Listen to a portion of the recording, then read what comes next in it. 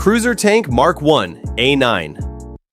The Cruiser Tank Mark I, also known as the A9, was one of Britain's earliest attempts at a fast, mobile, medium-style tank. It was developed in the mid-1930s and entered production in 1937 with around 125 units built. This tank reflected British doctrine at the time, separating fast cruiser tanks from heavily armored infantry tanks. It had a crew of 6, including multiple machine gunners operating small auxiliary turrets. Its main weapon was a 2-pounder 40mm gun, supported by multiple machine guns. The 2-pounder had good penetration early on, capable of dealing with light and early medium tanks, but lacked high explosive rounds for infantry. Armor ranged from 6 to 14mm, using riveted armor. It was powered by a 150 horsepower engine, reaching speeds up to 40 km per hour. The advantage was mobility and decent early anti-tank performance, but the weaknesses were clear: thin armor and limited versatility. Fun fact, the A9 still carried multiple small turrets, a concept that quickly became obsolete. Tip: use speed to reposition and avoid direct engagements. Hit weak targets and move.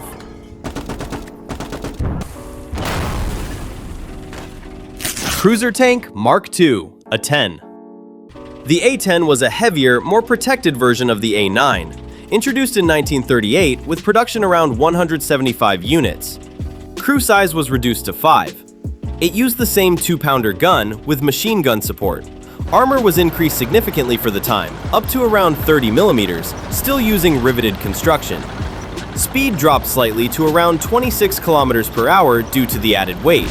The advantage was improved survivability compared to the A9, but the downside was reduced mobility and the same limitation of the 2-pounder, no HE shells. Fun fact, the A10 was sometimes classified as a heavy cruiser due to its thicker armor. Tip: play it more cautiously. Use armor when possible, but don't overcommit.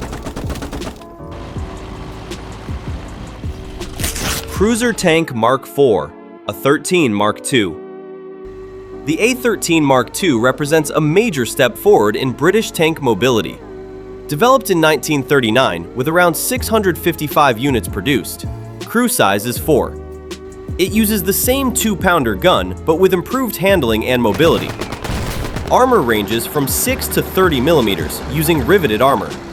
Powered by a Liberty engine producing around 340 horsepower, it reaches speeds up to 48 km per hour, very fast for its time. The biggest advantage is speed and maneuverability. The weakness is still armor and lack of HE firepower. Fun fact, the A13 used Christie suspension, which influenced many later tank designs. Tip: flank constantly.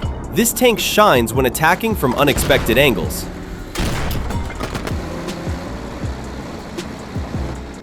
Crusader Mk III.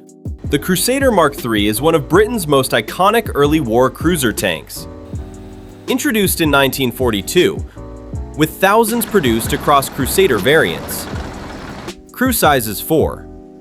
Its main weapon is an upgraded 6-pounder, 57mm gun, which significantly improves anti-tank capability. It also carries machine guns for infantry defense. Armor ranges from 20 to 50mm, using riveted and later welded construction. Powered by a 340 horsepower engine, it can reach speeds of around 42 km per hour. The advantage is strong anti-tank firepower combined with high speed, but it suffers from reliability issues and relatively thin armor. Fun fact, early Crusaders were known for overheating in desert conditions. Tip: use hit-and-run tactics. Engage, fire, reposition.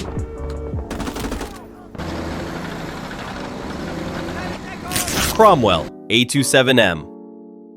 The Cromwell marks a turning point in British tank design. Introduced in 1944 with over 4,000 units built. Crew size is 5, improving coordination and battlefield awareness. Its main weapon is a 75mm gun, capable of firing both armor-piercing and high-explosive rounds. This makes it much more versatile than earlier British tanks. Armor ranges from 20 to 76mm using welded construction. It is powered by the Rolls-Royce Meteor engine, producing around 600 horsepower, giving it excellent speed, up to 64 kilometers per hour. The advantage is mobility and versatility. The downside is that armor is still not strong enough against heavier German tanks. Fun fact, the Meteor engine was derived from the Rolls-Royce Merlin aircraft engine. Tip: use speed to control engagements. Don't stay in one place.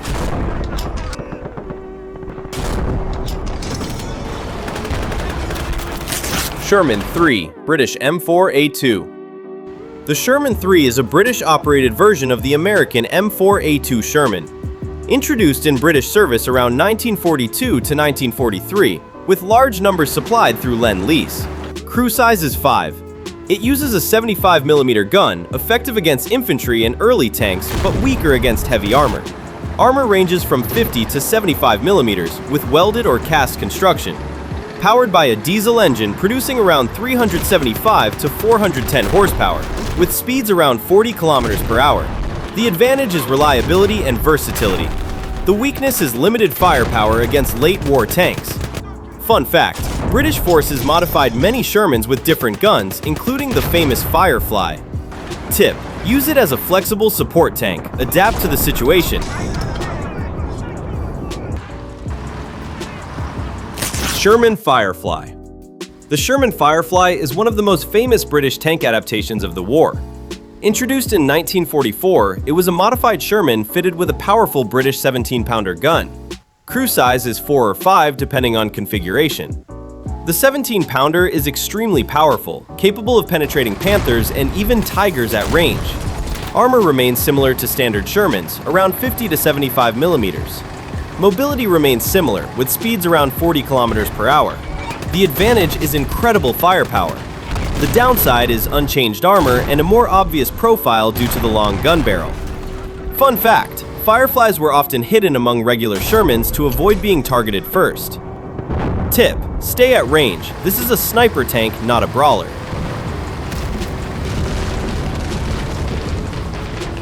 Comet, A13. The Comet is one of Britain's most advanced tanks of World War II. Introduced in late 1944 with around 1,200 units built, crew size is 5. Its main weapon is the 77 mm HV gun, derived from the 17-pounder, offering strong penetration with better handling. Armor ranges from 32 to 102 millimeters using welded construction. Powered by a 600 horsepower engine, it reaches speeds of around 50 kilometers per hour. The advantage is balance, strong gun, good mobility, and improved armor. The downside is late introduction, limiting its impact during the war.